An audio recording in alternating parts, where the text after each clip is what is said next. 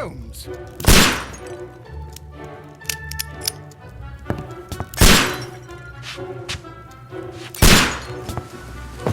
Holmes, will you stop that?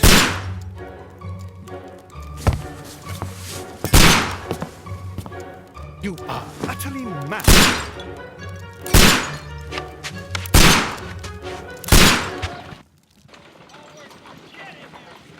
Stop, Holmes! Is that you, Watson? Yes, of course it is. And you almost killed me. Nonsense. I was aiming for the vases. Blindfolded? Watson, quiet, please. I'm trying to concentrate.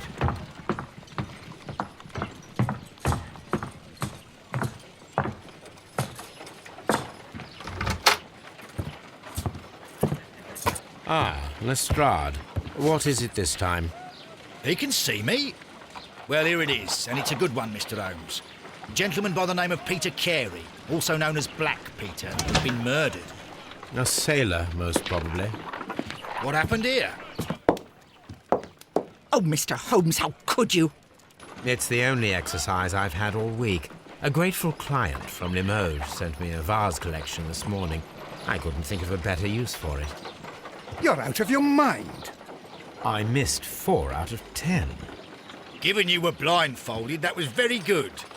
Can I have a try? Am I the only sane one here? I suppose that Watson is right, Inspector. A little brain work would be preferable now. Do please tell us more about Black Peter. Peter Carey, born in 1845 and 50 years old. An ambitious sort, he achieved much success in seal and whale hunting around Scandinavia. Retired in 1884 with a small fortune. He invested his money in a property called Woodman's Lee, near Forest Row in Sussex. It was where he lived for 6 years, and where he was found dead yesterday. Has the investigation already begun? Yes and no. In fact, this crime is so mysterious that I would prefer you to join me down there. Give me half an hour to prepare, Inspector.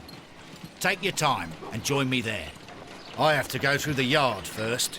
The merry men struck again. What have they done this time? They robbed a powder reserve. I'll meet you at Woodman's Lee, Mr. Holmes. I should help Mrs. Hudson here. I also have several appointments that I must keep this afternoon. I shall go alone, then.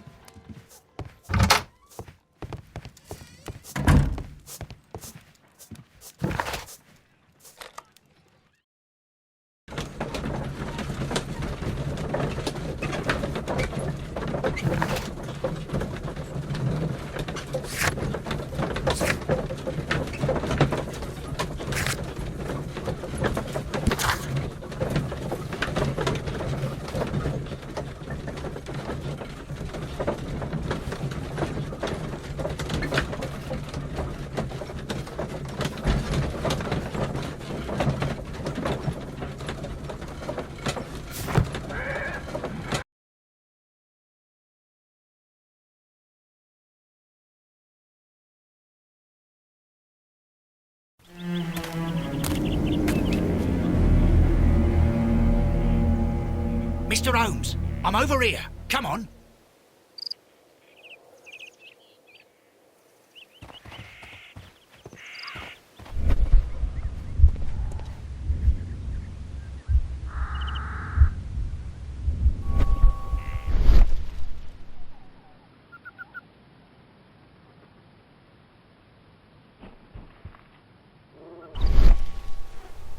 These footprints appear to be quite large.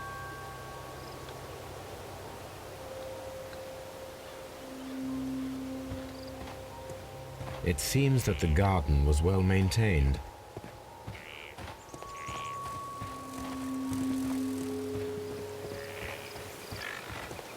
Mr. Holmes?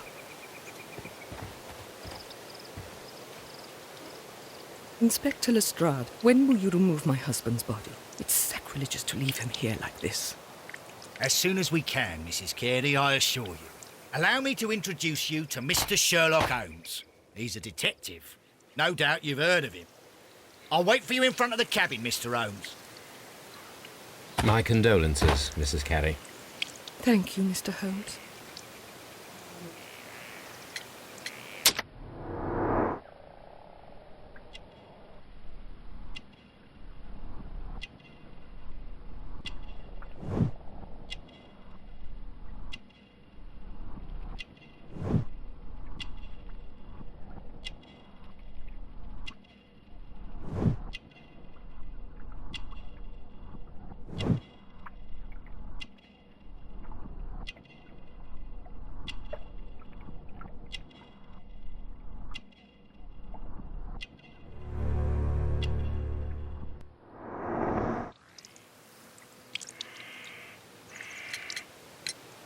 The garden is very large and well maintained.